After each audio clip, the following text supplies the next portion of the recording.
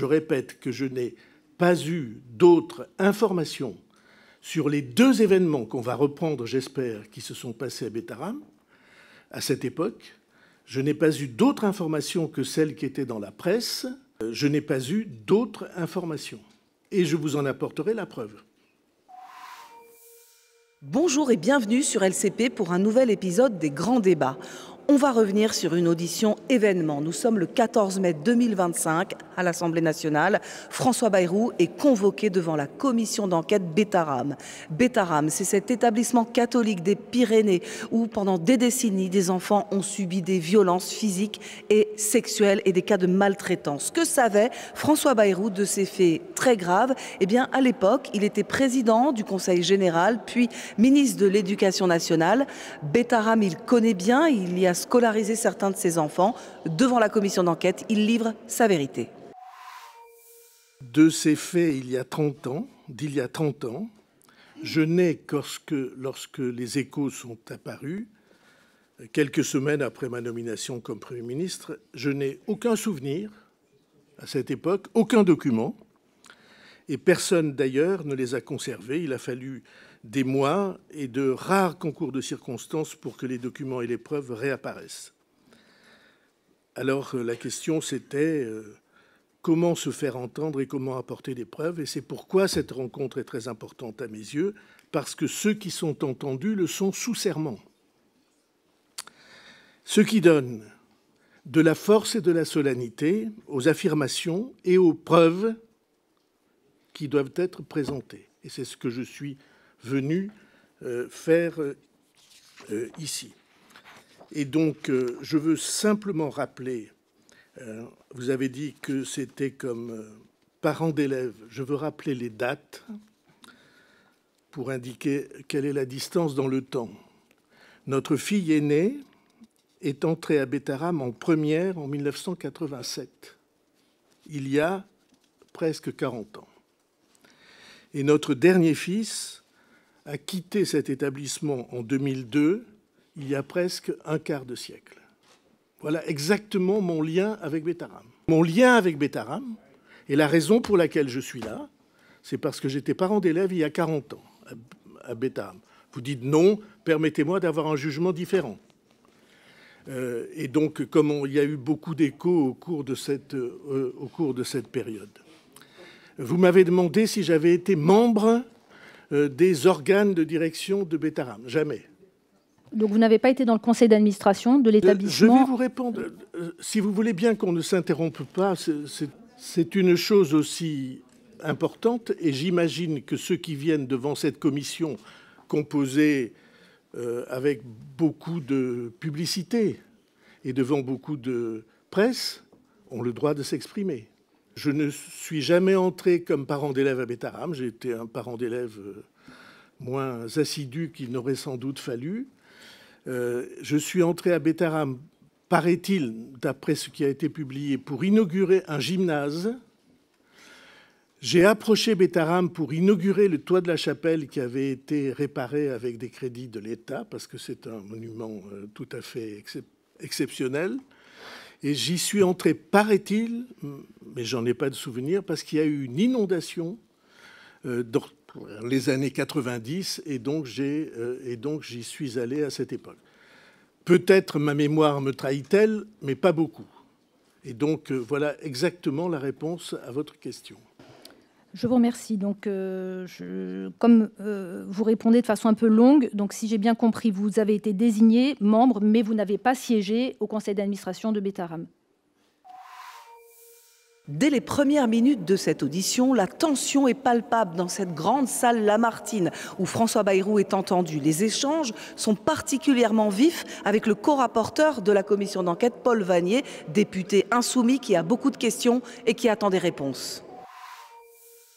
Monsieur le Premier ministre, le 11 février dernier, ici même à l'Assemblée nationale, vous avez déclaré, je vous cite, « Je n'ai jamais été informé de quoi que ce soit de violence ou de violence a fortiori sexuelle, jamais ». Monsieur le Premier ministre, maintenez-vous aujourd'hui sous serment devant notre commission d'enquête cette déclaration? Monsieur Vannier, celui qui ment ce jour-là, le 11 février, ce n'est pas celui qui répond à la question, c'est celui qui pose la question, c'est-à-dire vous. Vous avez, votre question dit, vous n'avez pas protégé les élèves des violences pédocriminelles. Je veux rappeler ce que se veut dire le mot pédocriminel. Il signifie abus et exploitation sexuelle des enfants. Et vous avez fait allusion au fait que j'étais ministre de l'Éducation nationale. Vous avez dit que j'étais l'époux d'une professeure. C'est faux. Ma femme n'a jamais été professeure à Beta-Haram.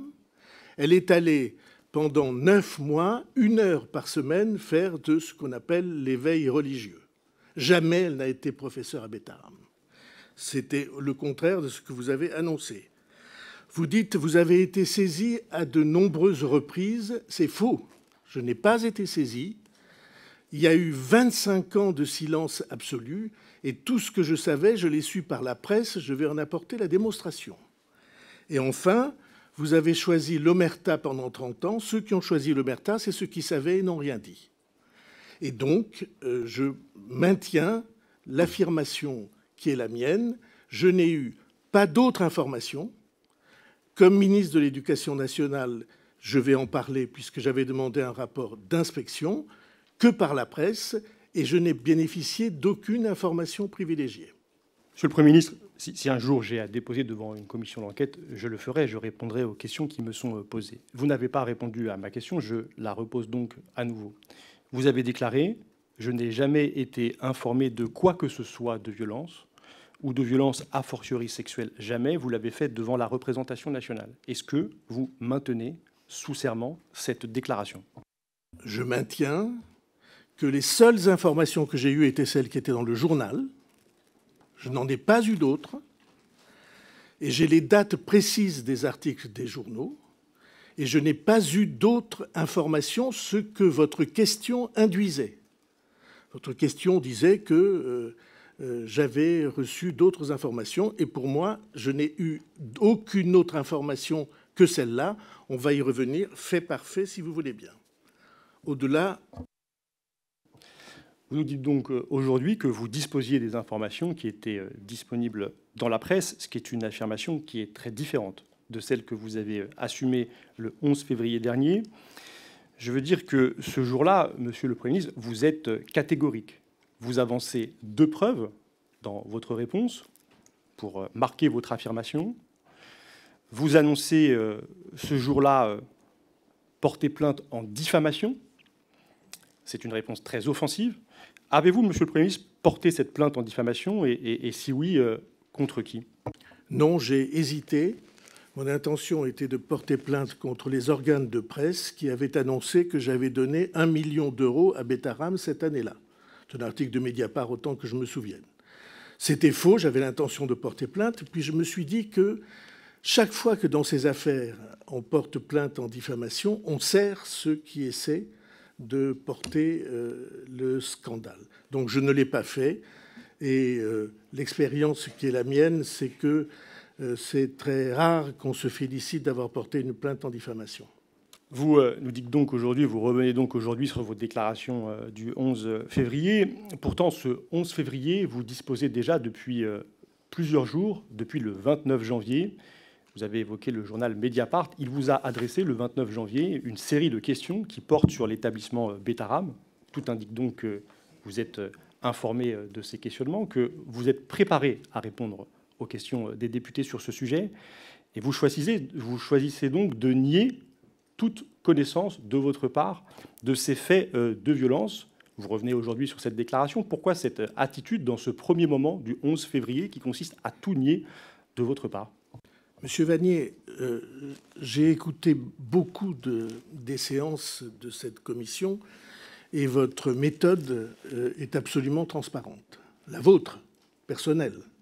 C'est-à-dire que chaque fois que quelqu'un vous apporte une réponse, vous traduisez cette réponse de manière que celui qui s'exprime, s'il ne fait pas attention, se trouve entraîné à des affirmations qui ne sont pas les siennes. Alors, je regrette de vous dire que les raisons, je viens d'exprimer que je n'ai pas eu d'autres informations, et les dates que je vais vous donner vont le prouver, car je suis venu ici pour apporter des preuves. Et donc, cette méthode que vous utilisez, si vous le permettez, je ne la laisserai pas s'exprimer contre moi. Donc, pourquoi j'ai changé d'avis? Je vous ai exprimé pourquoi je n'avais pas porté plainte pour diffamation après avoir hésité. Deuxièmement, je n'ai pas répondu au questionnaire de Mediapart parce que Mediapart n'est pas une autorité de la République, que je ne suis pas obligé de lire les lettres que Mediapart m'adresse, que je considère qu'il y a dans Mediapart beaucoup de déformation de la réalité et beaucoup de diffamation, et que, si vous permettez, par hygiène mentale, je ne me plie pas aux ordres de Mediapart, comme d'ailleurs d'aucun autre journal. Tout au long de son audition, François Bayrou se montre à l'offensive. Il reproche au co-rapporteur de la commission d'enquête, Paul Vannier, d'utiliser l'affaire Betaram comme une arme politique pour le pousser à la démission. L'audition se transforme en duel politique entre les deux hommes. Chacun campe sur ses positions.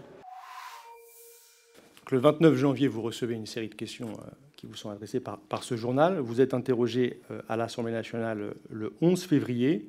Vous n'êtes pas préparé à répondre sur la question de votre connaissance ou ignorance de faits de violence physique, sexuelle à Betaram.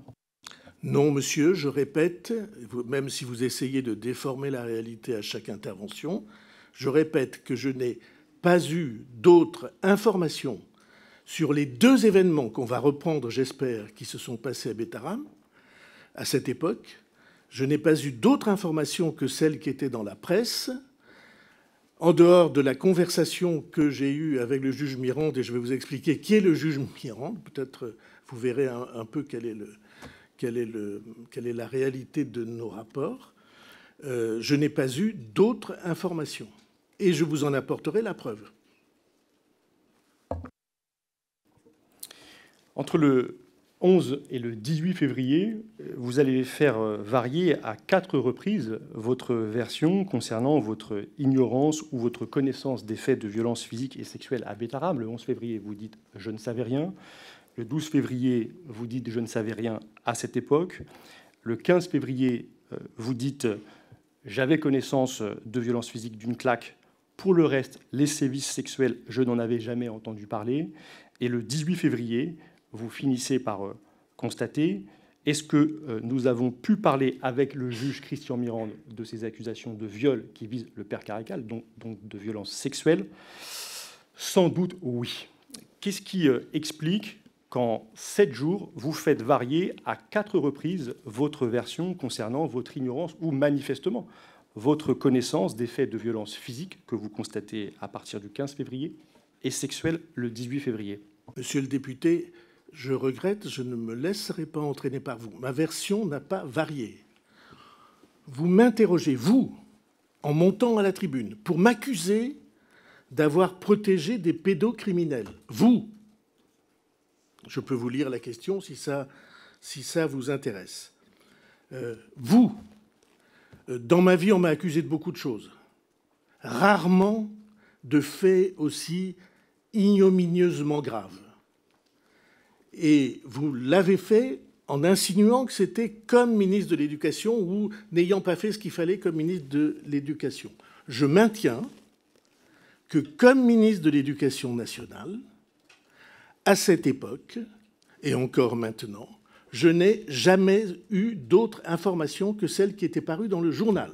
Ça me paraissait clair dans ma réponse. Il a fallu ensuite sans doute le préciser. Je vais peut-être vous dire en un mot qui est Christian Mirande pour moi. On en parlera plus tard, d'accord. Et donc, jamais je n'ai varié dans ma version. C'est cette expression que vous essayez de tirer vers des variations. J'étais ministre de l'Éducation nationale. J'étais député de cette circonscription. Je n'ai jamais entendu parler de faits de violence avant, de violence à ce point grave. On entendait parler, comme vous l'avez dit, de ces gifles qui en avaient eu Et je vais expliquer pourquoi et dans quel secteur. Mais jamais je n'ai entendu parler de violences graves, et jamais je n'avais entendu parler de violences sexuelles, jamais. Et c'est uniquement par la presse, en 1995 et 1997, que j'en ai entendu parler. Je ne sais pas si c'est clair, mais je le répéterai autant de fois qu'il faudra. Je n'ai pas eu d'évolution. Vous m'avez demandé, est-ce que vous étiez prêt à répondre à cette question? Non, je n'étais pas prêt du tout. Bétarame, pour moi, encore une fois, je vous ai dit, entre 40 ans pour ma fille aînée et 25 ans pour mon dernier fils. Et je vous assure que Bétarame n'a jamais paru dans l'actualité ni dans ma préoccupation sur les 25 dernières années. La question sur laquelle vous devriez vous pencher, c'est pourquoi, dans les 25 dernières années, personne n'a rien dit. Pourquoi les magistrats n'ont rien dit? Pourquoi les avocats n'ont rien dit? Puisque vous prétendez, vous affirmez vouloir vous intéresser à l'aspect justice des choses. Pendant 25 ans, après la mort de Caricart, il n'y a pas eu, à ma connaissance, un seul écho de presse sur ce sujet. Pas un seul. Et donc, oui, je maintiens que je n'étais pas informé au-delà des journaux et au-delà de ce que j'ai fait comme ministre de l'Éducation nationale et sur lequel nous allons revenir. Alors, j'entends pour vous, il n'y a pas de changement dans vos déclarations entre une affirmation le 11 février qui consiste à dire « je n'ai jamais été informé de quoi que ce soit », et vos mots sont très précis, a fortiori de violences sexuelles, et le 18 février, la reconnaissance par vous-même, à nouveau à l'Assemblée nationale, du fait d'avoir évoqué les accusations de viol qui pèsent sur le père Caricart. Je crois que ce sont deux versions des faits qui sont radicalement différentes. Mais vous venez de nous indiquer à l'instant, monsieur le Premier ministre, je n'ai jamais entendu parler des violences sexuelles, si ce n'est par la presse. Le 18 février, à l'Assemblée nationale, vous reconnaissez devant les députés qui vous interrogent avoir évoqué ces violences sexuelles avec le juge Mirande. Ça n'est donc pas par la presse que ces éléments vous sont alors communiqués, et vous en êtes bien en possession, quoi que vous en disiez aujourd'hui. Monsieur Vannier, votre formulation est malveillante. Et je vais faire la preuve, si vous voulez bien. Je n'ai jamais entendu parler de violences sexuelles avant que le journal La République des Pyrénées, L'Éclair des Pyrénées et Sud-Ouest fassent mention de ces violences sexuelles. On doit être le 29 mai de l'année 2016, de l'année 2000, de l'année 1998, vous avez raison. 29 mai. Pourquoi le 29 mai? Parce que le 26 mai, ce qui a donné pour vous l'occasion d'une mise en cause absolument scandaleuse et sur laquelle j'apporterai des preuves, merci, et sur laquelle j'apporterai des preuves, jamais je n'ai été informé de cela, et la raison est simple, c'est que le juge Christian Mirande et les enquêteurs avaient, il s'en explique, cultivé un secret absolu pour qu'il n'y ait pas de fuite. Mais le 29 mai, je rappelle la chronologie si vous voulez bien, de mémoire, mais je ne crois pas me tromper. Le juge Mirande convoque, ou en tout cas, oui, Caricart le 26 mai. Oui, mais bon, j'explique. Cette affaire reste secrète. Et c'est le 29 mai que la presse en parle. Et la première date possible où j'ai pu rencontrer le juge Mirande, c'est le samedi 1er ou 2 30 mai. Et la deuxième possible, c'est le 6 mai, 6 juin.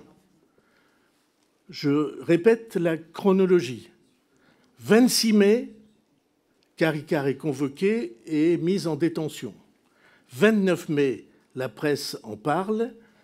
Le premier jour disponible pour que je rencontre le juge Mirande, c'est le premier jour du week-end. Je rappelle qu'à l'époque, je suis président de groupe à l'Assemblée nationale et assez peu disponible pour rencontrer mes concitoyens du village. Donc c'est le samedi 30 ou le samedi 6, puisque Caricart va être libéré le 9 juin. Donc c'est les 2 week-ends entre les deux. Or, la presse raconte toute cette histoire le 29 mai, soit 2 jours avant la première date possible pour que je rencontre Mirande. Ce qui fait que Christian Mirande, déposant sous serment, a dit qu'il n'avait pas porté atteinte au secret de l'instruction. Ce qui fait que moi, déposant sous serment, je dis qu'il n'a pas porté atteinte au secret de l'instruction, que je n'ai eu aucun autre secret. Et M. Vanier, vous connaissez bien cette affaire. Pouvez-vous me dire quel autre secret il y avait que celui-là ? Monsieur le Premier ministre, on va avoir l'occasion de rentrer, de revenir dans le détail sur votre relation avec le juge Mirande, sur l'affaire du père Caricart. Mais je reviens donc à vos déclarations, et vous nous dites que vous êtes un lecteur très attentif de la presse locale. Je veux noter qu'à partir de l'année 1993, c'est-à-dire l'année où vous entrez au ministère de l'Éducation nationale, des informations qui notamment permettent d'identifier au moins 4 élèves qui auraient perdu l'audition suite à des coups reçus par des surveillants de Bétarame sont disponibles.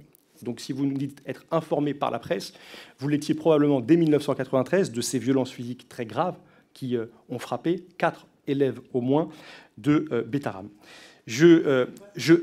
Permettez-moi, Monsieur le Premier ministre. Vous nous avez donc avancé vos explications, à vous, aujourd'hui, relatives au changement, dans cette semaine qui va du 11 au 18 février, de vos versions des faits concernant votre connaissance de ces faits de violence.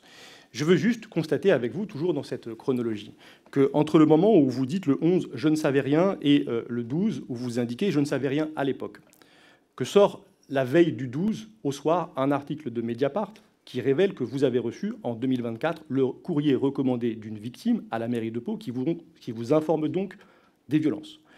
Entre ce moment où vous dites n'avoir été pas informé à l'époque et où vous reconnaissez le 15 avoir été informé des violences physiques, y compris dans ces années 90, il y a la publication, le matin du 15, dans le journal Le Figaro, du rapport d'inspection sur lequel nous allons revenir, qui décrit des phénomènes de violence physique.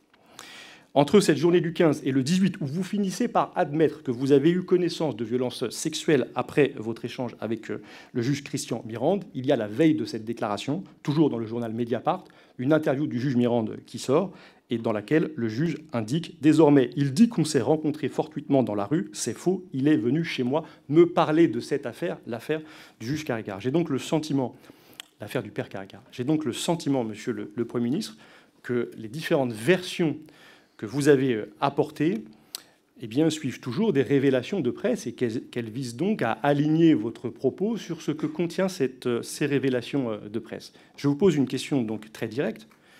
Que cherchez-vous, Monsieur le Premier ministre, à dissimuler en apportant par bribes, par touches, la réalité de votre connaissance des faits de violence physique et sexuelle à Bétarame? Monsieur Vanier, j'ai déjà décrit votre méthode qui consiste à essayer de tirer la réalité pour nourrir un procès en scandale. Cette méthode, si je peux, je ne la laisserai pas prospérer. Donc, vous présentez tout cela comme si les déclarations qui sont faites en réponse à des questions au gouvernement étaient des déclarations sous serment devant un juge. Si ça avait été le cas, vous auriez dû prêter serment et ne pas multiplier les mensonges que vous avez multipliés, vous, personne d'autre, dans le texte de la question que vous avez posée et que je viens de révéler. Le menteur, ce jour-là, ça n'était pas celui qui répondait à la question, c'est celui qui posait la question. Et je peux, si vous voulez, répéter les 4 mensonges qui ont été les vôtres. Moi, je n'ai pas menti. Vous mettiez en cause le ministre de l'Éducation que j'étais. Quand j'étais ministre de l'Éducation, je n'ai jamais entendu parler d'autre chose que ce qui était dans le journal, sur lequel j'ai diligenté une inspection dont je n'avais pas de traces, Et je n'avais jamais entendu parler de violences sexuelles. Jamais. J'ai entendu parler de violences sexuelles à partir du moment où les articles de journaux en 1997 ont décrit ce qui était arrivé à Caricart. 80, non, la plainte était 97. 98. Okay. Donc, je répète que vos affirmations sont biaisées. Vous essayez, avec une méthode qui consiste à édifier Mediapart en autorité de la République. Je ne lis pas Mediapart. C'est une hygiène personnelle. La présidente de la commission d'enquête, la députée socialiste Fathia Kelouachi, tente de calmer les esprits. Mais avec elle aussi, les échanges sont tendus. Le Premier ministre lui reproche de manquer d'objectivité, de l'avoir empêché de prononcer un propos liminaire. Et lorsqu'elle tente de comprendre pourquoi il a changé plusieurs fois de version dans cette affaire, il lui répond très vivement. Je crois que la question, c'était des médias, dont Le Figaro et Mediapart, ont fait des articles. Et la question, c'est vous avez changé votre version selon les différentes parutions. Est-ce qu'il y aurait d'autres, je crois, si j'ai bien compris la question, est-ce qu'il y a d'autres choses que vous avez cachées et qui apparaîtraient là aujourd'hui? Voilà. Je n'ai rien caché, madame. Et je vous demande d'adopter une formulation qui respecte ce que vous convoquez devant cette commission. Je regrette infiniment. Et je continue.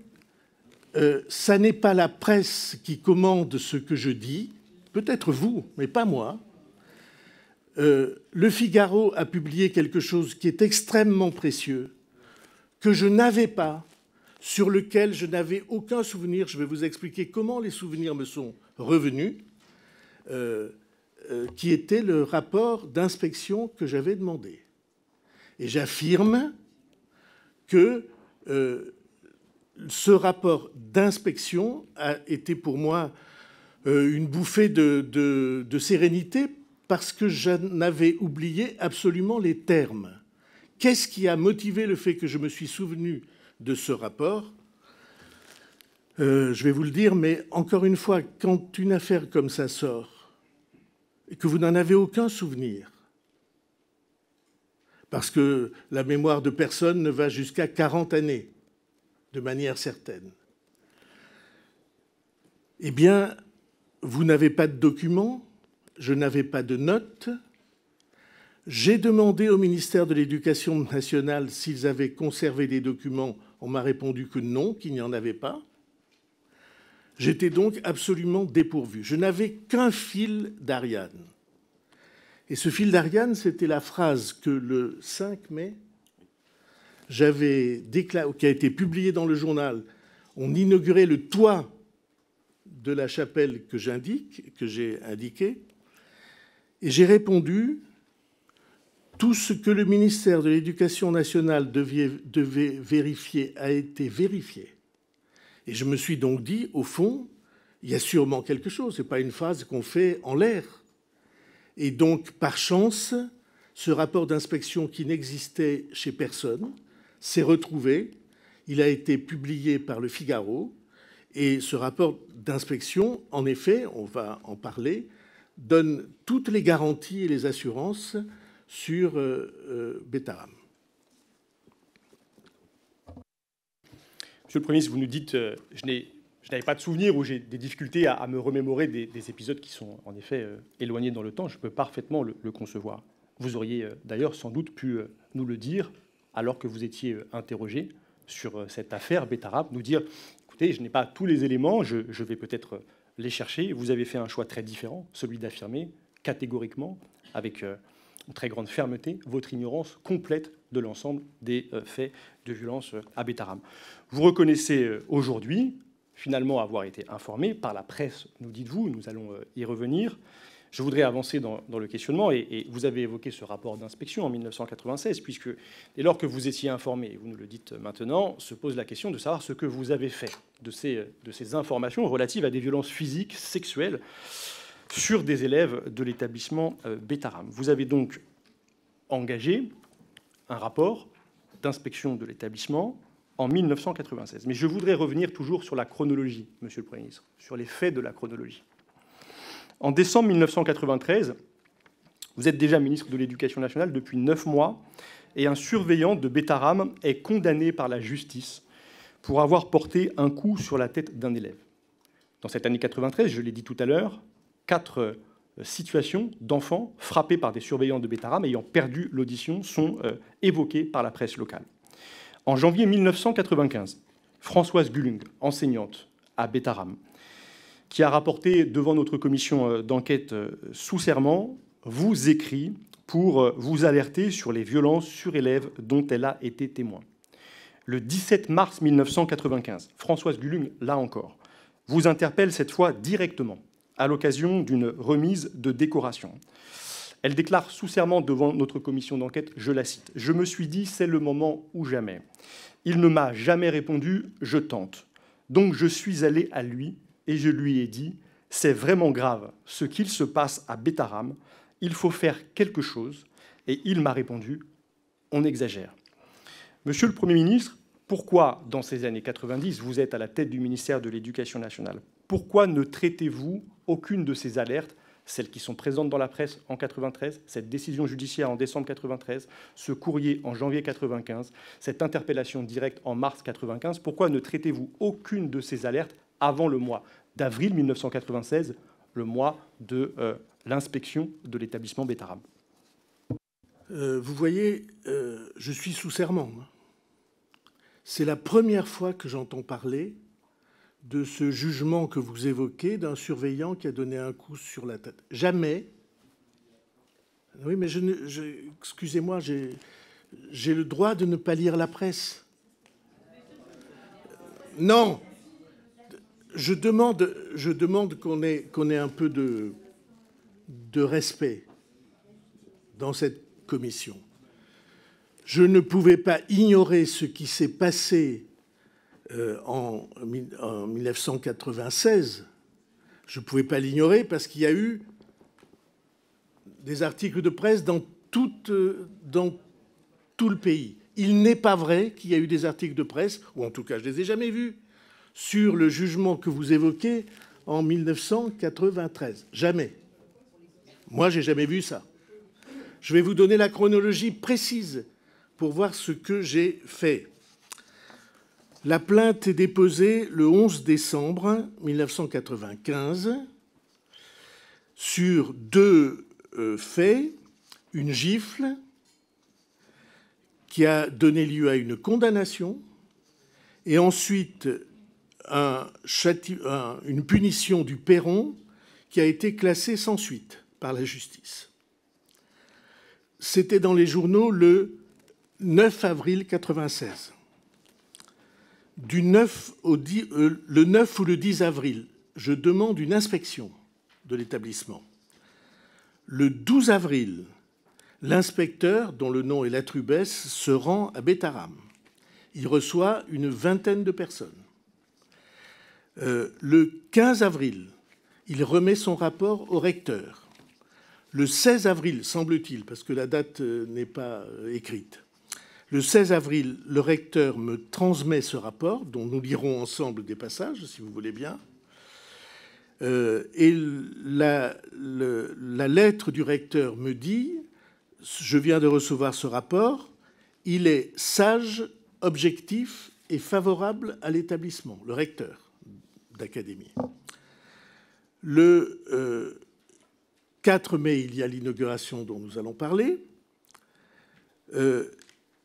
Je demande un suivi au recteur, au-delà du rapport. Et vous allez voir que ce suivi a donné lieu, en effet, à des interventions de la part de l'établissement. Et le 14 mai, je publie, qui était en préparation depuis 3 mois, une circulaire contre les violences scolaires que j'avais commencé à préparer au mois de février. Le 11 juin, le surveillant a été condamné et il a été licencié au mois de novembre. Ben, vous dites non, mais j'ai un document qui le prouve, je ne connais pas. Et donc, en novembre, le supérieur ou le directeur de Betaram adresse au recteur un suivi du rapport dans lequel il lui indique que le surveillant a été licencié. Il lui indique que la méthode des élèves surveillants qu'ils avaient choisie a été abandonnée à la demande de l'inspecteur et que Mme Gulingue a changé d'établissement. On en parlera peut-être parce qu'il y a des choses très intéressantes pour le témoignage sous serment de Mme Gulingue à la commission. La commission d'enquête a entendu des victimes de Betaram, mais aussi une ex-professeure de mathématiques, Françoise Goulung, qui a livré son témoignage des faits accablants qu'elle dit avoir vus de ses propres yeux. Une parole que François Bayrou va remettre en cause.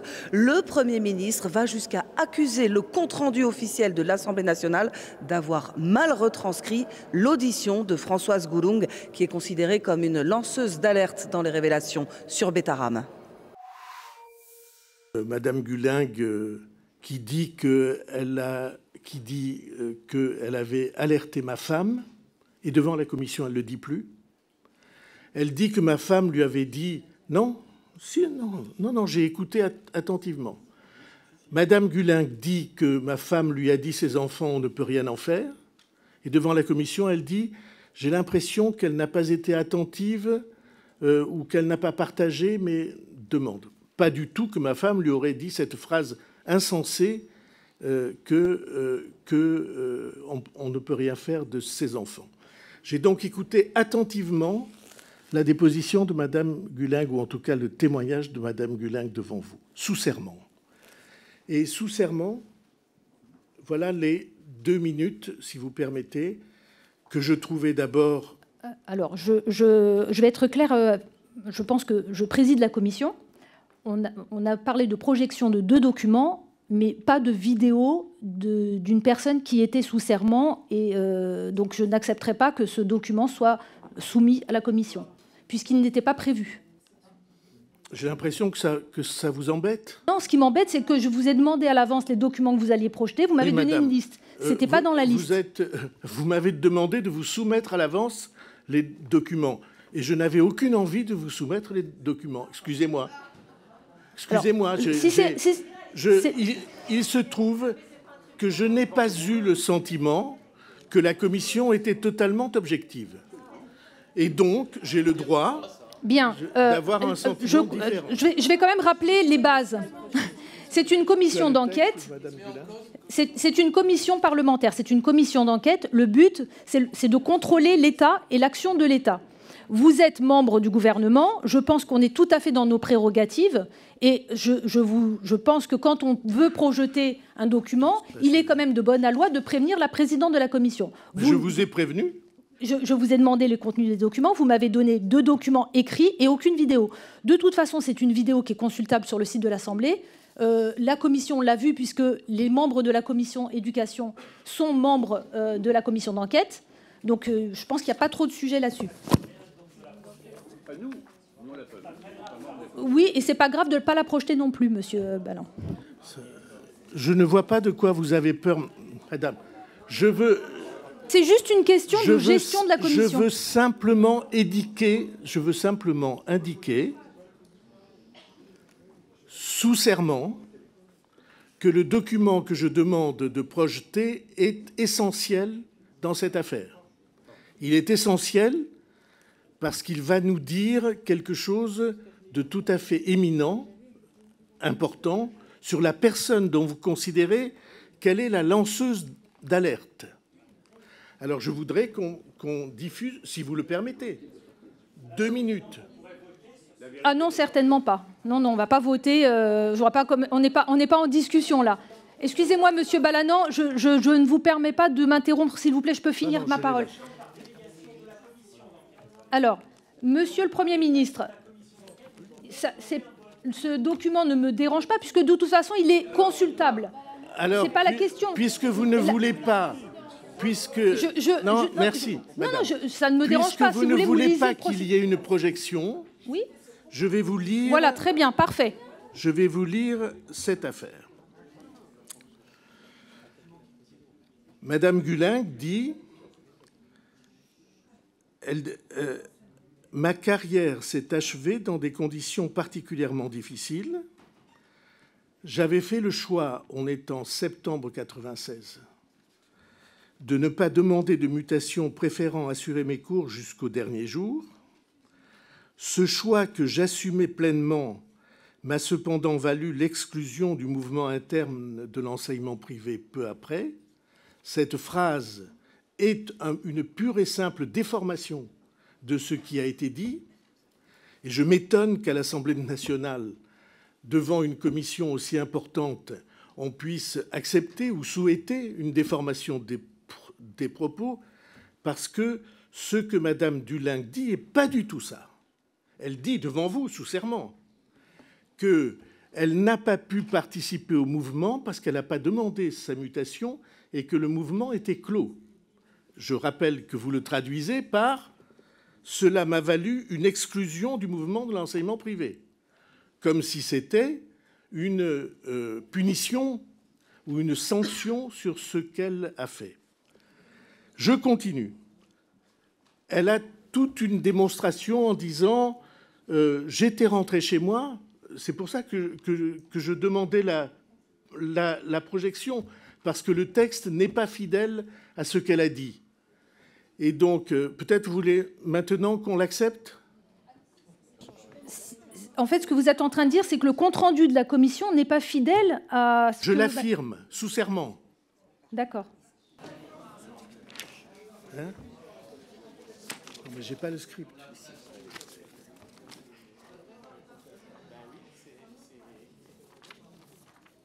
C'est pas rien que de voir un compte-rendu fallacieux.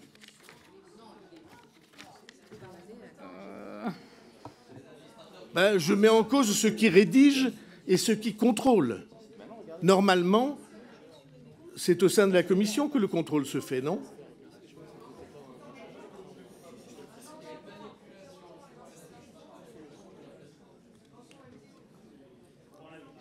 T'as pas le texte que tu avais l'autre jour ? Bien. Alors, je vous donne peut-être 30 secondes pour caler, sinon vous lisez ou... Enfin, il faut trouver une solution peut-être efficace. Mais voilà. Je vais essayer de traduire aussi fidèlement que possible. Si ça ne marche pas.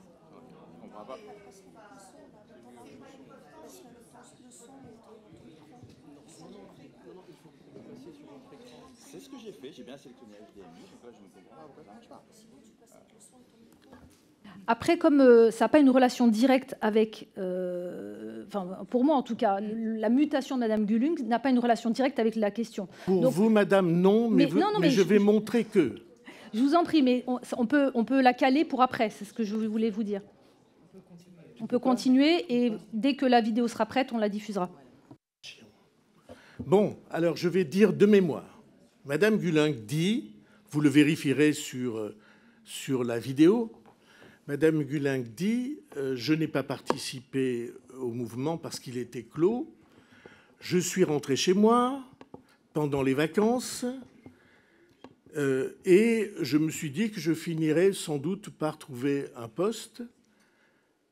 Et quelques jours après seulement, pendant l'été 1996,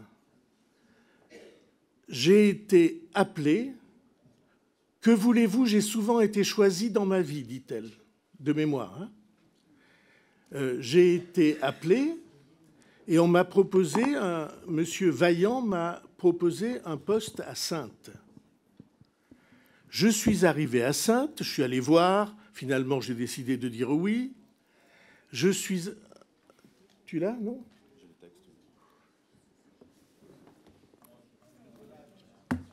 Alors je vais lire le texte script.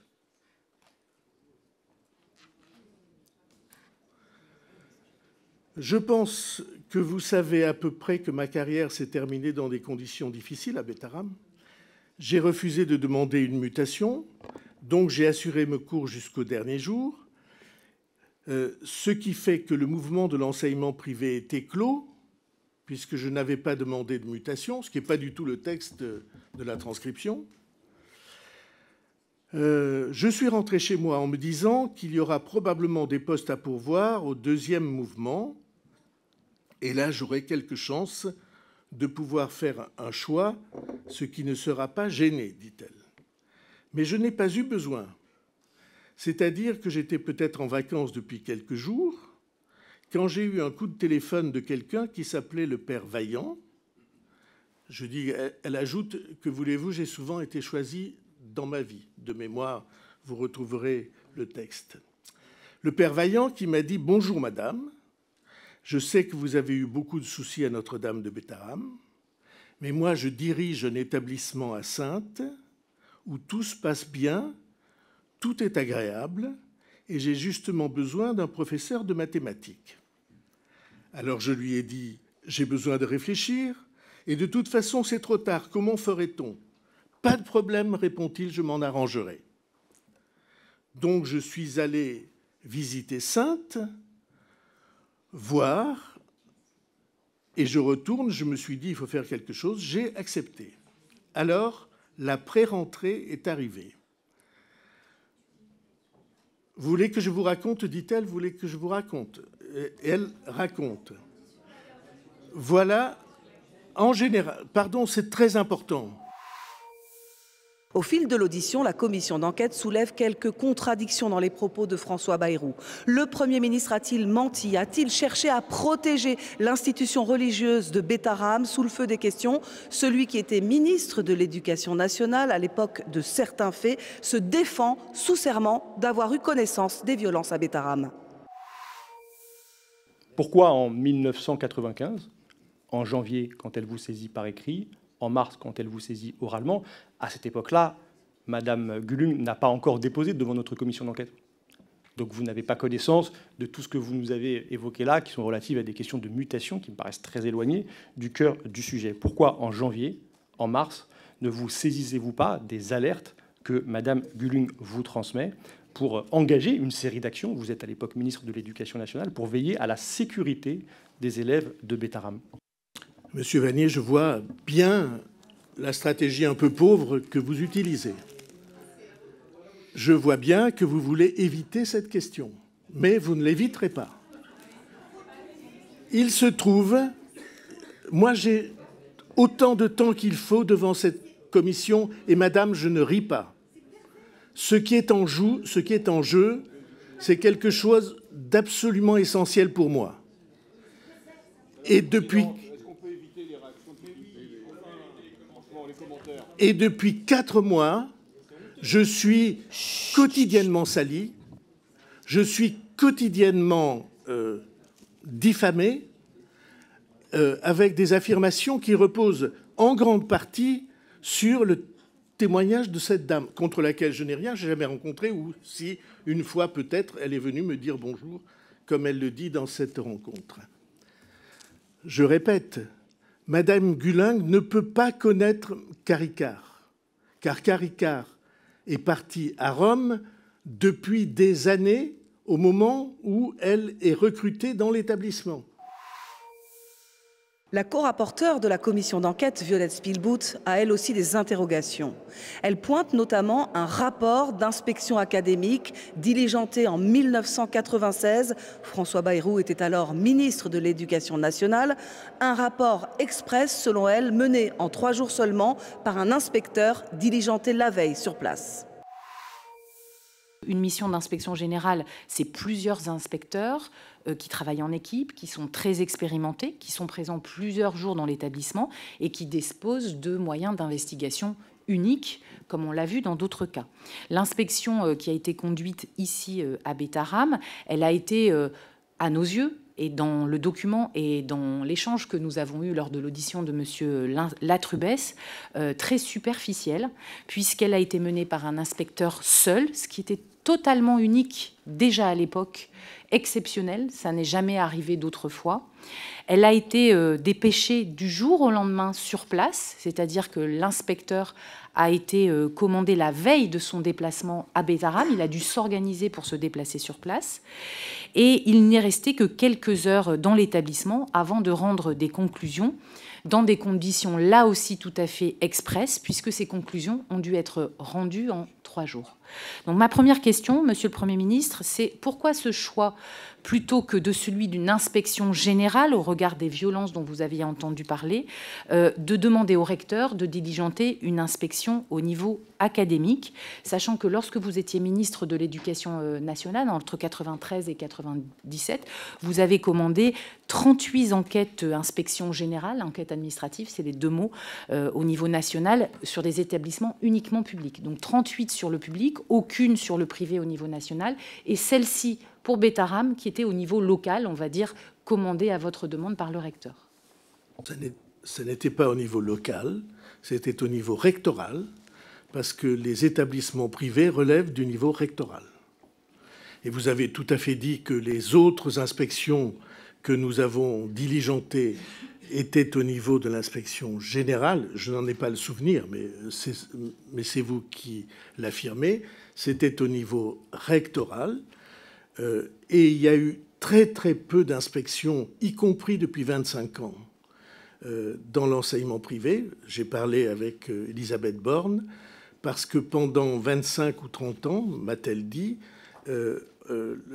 était invoqué le caractère propre, selon les termes de la loi de Debré, et donc c'était le bon niveau, et j'ai encore, rétrospectivement, toute confiance dans le recteur, et j'imagine que le recteur envoie un IPR, un inspecteur pédagogique régional, inspecteur d'académie, et vous dites que ça a été fait rapidement.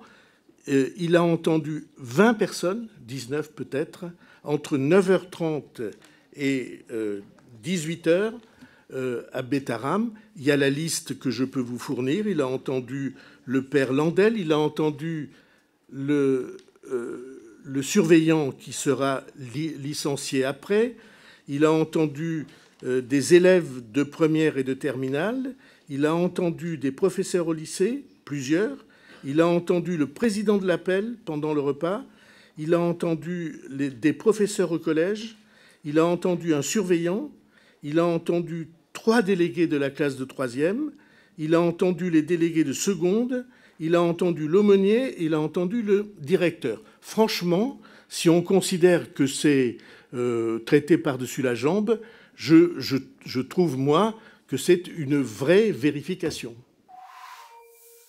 Le dernier échange sera très tendu et très politique avec le rapporteur, le député insoumis Paul Vannier, qui n'a pas lâché François Bayrou de toute l'audition.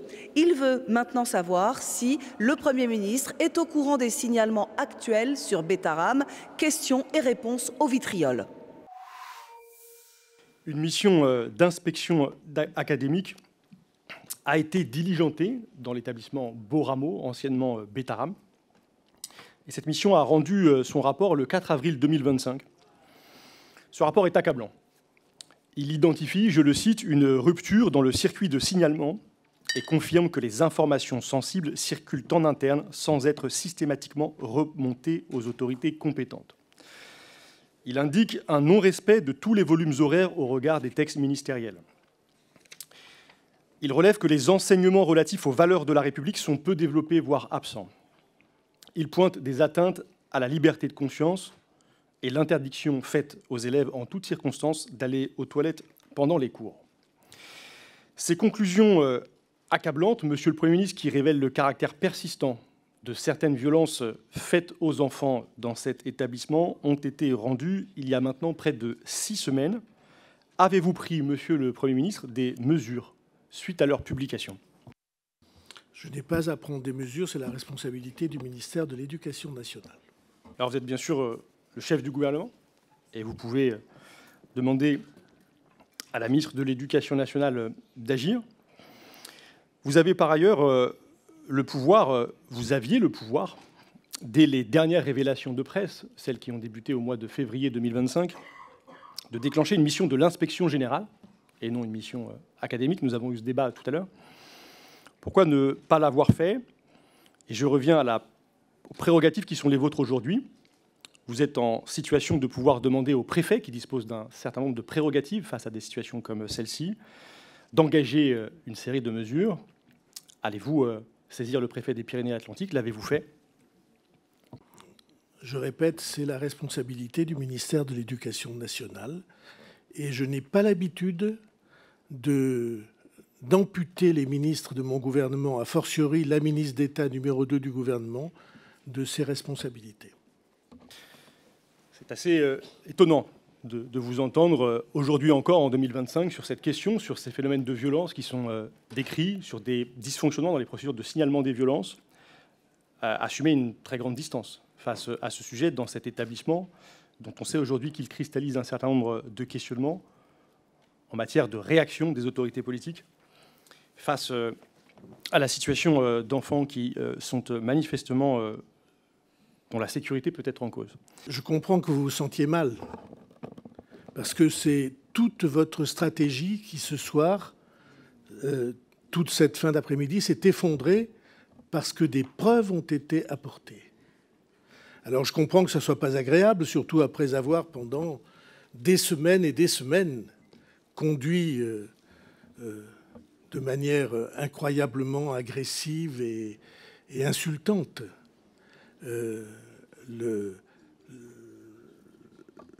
l'agression contre moi. Donc je comprends que vous vous sentiez mal. Je pense que lorsqu'on est injustement attaqué, agressé, insulté, soupçonné, on a le devoir de se défendre. Voilà pour les moments forts de cette audition événement de François Bayrou devant la commission d'enquête Betaram. 5h30 d'audition, l'une des plus longues de l'histoire de l'Assemblée nationale. Et les révélations de cette affaire Betaram ont été une déflagration. Elles ont libéré la parole de milliers d'enfants victimes de violences dans des institutions publiques ou privées. Fin de cet épisode. À très bientôt sur LCP. Ciao, ciao.